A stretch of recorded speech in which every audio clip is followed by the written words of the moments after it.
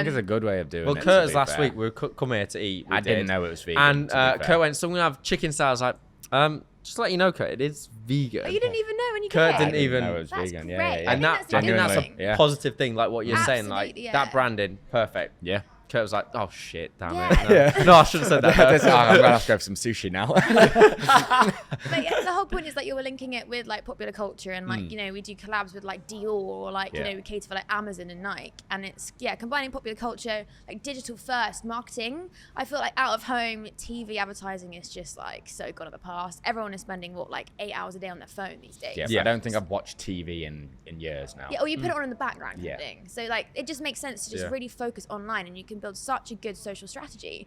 So I was like, this is cool. I'm at home. Made in Chelsea filming had stopped. I taught myself how to be a Pilates instructor. So I was doing that on Zoom and I was like, do you know what? Why not kind of thing? And sort of, I met Mikey then at a party. Yeah. She came up to me and was like, I love Clean Kitchen. Oh, I was like, mate, this is Shut the up. brand. You know, people, I've never had anyone go, I like your YouTube videos. I was like, people are coming up to me, I love you. I like my vegan burgers. I'm like, whoa, let's grow. And 2 bottles of champagne down, I love you. I love you. Then sort of just went from there. Yeah, and I think it really worked. Like I'm very fortunate enough to have like Verity as a business partner on that, because it's like not only do we kind of, you know, do the fun stuff, we get to, you know, travel, and we were in Dubai recently, and we get to. Do you both get on really well then? We argue. It's highs and lows, We're actually in a very good We're stage in at a the good moment. point at the moment. Yeah, You've got, yeah. honestly, this You could look have gone very right. opposite personalities, but I think that's a really positive thing. Yeah, Yeah. but we're in a good stage We at the moment. it's so, like love-hate. It's a love-hate. Yeah. He loves But me. like I you hate get it. to, you like business partners, right? I mean, obviously Yeah, like your brothers, yeah. but like it's such a weird dynamic in a relationship that it's so hard to explain. Like I know Mikey so well, I know what he's thinking, etc. I know when, so you just get to read each other well. I And think that's really also important. the highs can be so high and the lows can be so low. And within such a split second of being like, okay, great, we've just got this, or this contract hasn't worked, and you kind of feel like you set yourself, like, I know I maybe do a bit too much personally, like I set my goal on this exact thing, and when this doesn't happen, I'm like, okay, a bit of a downer, but then we try and go for something bigger, try and like always shoot for the moon, as I can see you do, definitely, Mikey. But I think that's a positive thing, like you go for everything, and then if you get half it, you're still like, oh, still winning. Yeah, and I think that's the thing, very, very supportive of that, because I have 101 ideas, and I'm one of those people who like wakes up at like 5 a.m. and will listen to like Eye of the Tiger and like, or like Drake, or like Meat Mill, like a big song, and I'm like, you know, there's like a lyric that I listen to, like, oh, like so cheesy, so cliche, but there's a lyric like, you know, like all those big lyrics. Like, Is he gonna break you a know, rap out? No, but like, Eminem about to come out. but you know those like lyrics are like, you know, you come back from when your losses and all of that kind of stuff, and it's like suddenly all it's of 5 that. a.m. I'm like, no. And I'm like, Is yes, this let's go. is your running track as well, like. Oh yeah, literally, and I love like the fight of Yeah. battling every day, and like, let's take this, let's take that, let's take that. We'll figure it out. We'll do it, and obviously, Was there any point actually that you've not had that whilst creating Clean Kitchen? Was there any point where you thought to yourself, I just can't do it anymore? It's too much hard work, too much hassle, too much of a pain. I've had a couple moments. yeah, you've had a couple of those recently, right? It's just that sometimes you just get hit with so much, like, you know, the press come after you, or like I walked into like the village pub and people are like, oh yeah, saw this happen or something, and I'm like, you just can't escape it. Like there's just so hard. many voices sometimes, and like sometimes you are, you know, trying to raise some more investment for the next site, and you're like, God, like how am I actually going to do this kind of thing? But we snap about a bit like that. Like that's the whole thing, is you've got to Because I get think that's the over side things so that quickly. people don't realise, like, it isn't always happy stuff. We spoke it about it ain't before. The always. press love to build you Yeah. up, but love to rip you right back down. It's such it's a sad British thing. Like I find like no other country does it as bad as the Brits do, and it's so heartbreaking. I think that's the thing as well. Like we put our lives into Clean. Like, you know, we all we do, all we talk about, all we do, and like all we want to do is create something really cool that we think there's a gap in the market for. And recently, like, we shut one of our smaller stores because we want to focus on big locations like this. We have a small team. Like, we want to open our Tottenham Court Road site like really well, and we shut one of our smaller locations because we just didn't have the manpower to do it. Yeah. So the day I announced that we were launch, so I put out a post to say we're going to open this new 4,000 square foot amazing store in Oxford Street, effectively. It is sick. It's really sick. And I put it out, but then the same day, the Daily Mail ran an article about us shutting a store, about staff leaving who said something about us. Then the Sun ran that, and then also there's a big like thing at the moment about veganism not living up to expectations. So there was a big vegan company recently called Meatless Farm, and they went bust. And with a massive valuation.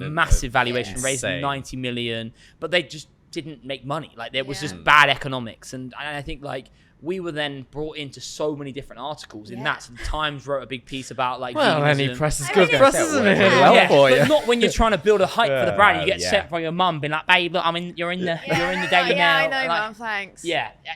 And I suppose it's like, that's when it kind of gets tough. And also when you get brought back down to reality, I think like the whole time of a business, it's a dream. We have a dream to make this the next big brand. And that is a dream. And in most people's eyes, it's a very unrealistic dream.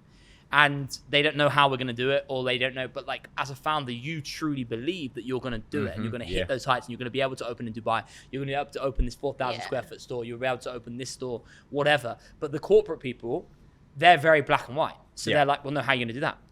Well, numbers. I'm going to do it. Do they add up? Do they not? Exactly.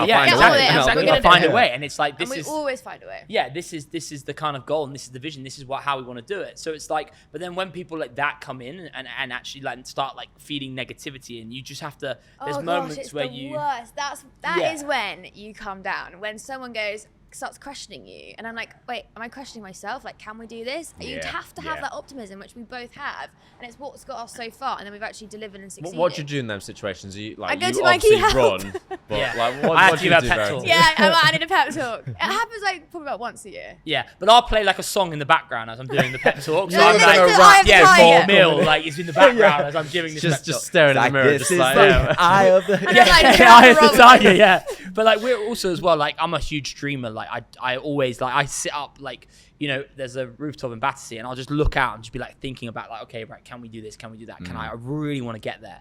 And I think that like we're very lucky because the founder of Brewdog, a guy called James Watt, who again has had this thing in the press, like, you know, about him and stuff. But like I've never come out of a meeting with him without being like, we can take on the world, because he gives us that belief, and he's like, it doesn't matter if you fail. Just find a way to pick yourself up and keep going.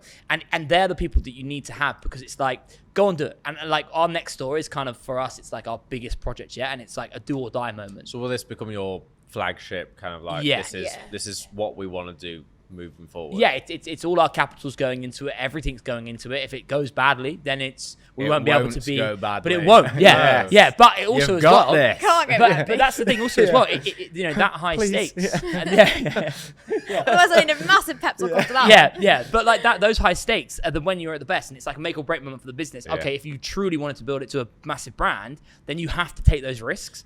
But when you get like people like, no, you shouldn't do this, you shouldn't that. Otherwise, you just cruise. And like, so talking about them, I'm going to say calculated risk, because they've always got that outside. Like, does it cause you more, I don't know, stress or knowing that you've got people that have invested through Seeders, the way that you overfunded like 33%? Like was that a massive like positive thing, or like oh Christ, there's people have put their hard-earned money like into our brand and want us to grow? How was that sort of as a feeling?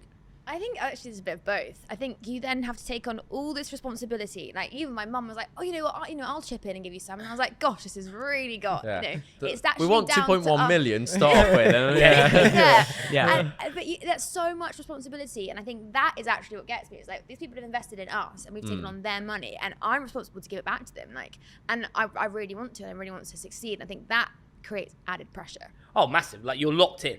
Like there is no there is no way, like, you know, you can't just have a holiday or anything like that. And also as well, because, so we have about 1,000 investors. We have a lot of kind of like private investors. So like venture capital firms came into us, and then also like high net worth individuals. That we have the former CEO of McDonald's. We have a very famous. Was there any controversy with that? Like the former CEO of McDonald's, like a complete opposite. And what Waker? That's like the most I think thing it's I could ever awesome think of. bringing that, but I mean, from just McDonald's to come into vegan food, completely different. Yeah, a little bit, I guess, a little bit. I mean, he was CEO for like what, 12 years? 4 or 5 But McDonald's years. is 4 or 5 like years. in the UK, like one of the biggest providers. Talking about education before, one of the biggest providers of education in the UK. McDonald's is. It's like what they do, and as a brand is just insane. It's Got amazing. the money to do everything. Yeah, I guess, and I think it's always that pressure, because it's like the ones, I don't care about the ones who are, you know, for example, super millionaires and they're doing it to get part of the journey. That's not like you. Of course, you care about them because they invest in the business. It's very important. But like the ones who say, like, we have a lady and super lovely, being supported from day one, and she put like $5,000 in. And that means way more to me in terms of like than a big venture capital firm going, okay, we're going to write you a £500,000 check. Where it's like, this person is backed us, believes in the vision, seen it like grow, comes down to Battersea because she's from up north. And they're the ones that you go, I'm really going to make it work for you. And that's I love that. Like, and that's what you can't like, that's who you can't let down. So that bad days when you think, Jesus Christ, how are we going to achieve this? But when you have a face to a brand, as you said, like on the press side, like I find that being a positive thing personally. I feel like, because you feel like you are giving it all, you're showcasing it through your Instagram, everything, and you do wholeheartedly. If it doesn't succeed, it's not just everybody else down with it. You go down with it. Like, you are giving it everything. Oh yeah, like our life's over if Clean goes back. You know, we know that as well. Like, I'm we'll out get the country straight away. Slaughtered in the press. Like, all of my like friends have invested. Like my dad, like my sister's got shares. It's just not an like, option. Like if you ever think about that, that's when it starts going downhill. It's just not an option. Like there's always a way out, and that's how you're, I guess, a good entrepreneur and a good founder. Just before we go anywhere, thank you very much for listening to Freedom Impact Trust. We love your feedback, so please do leave a review because it helps others find us, doesn't it, Curtis? Yes, it does. Comment, subscribe, like, share it to a friend. Let everybody in the world know that this is the podcast that you're enjoying, and let us know what you loved about it. We enjoy talking to you guys. We enjoy having fun, and we can't wait to see you and hear you on the next episode. Plus, we want to thank our sponsor, FINT, the financial investment app, making investing easy from as little as £50 a month. You guys are awesome. We love you. We're part of you.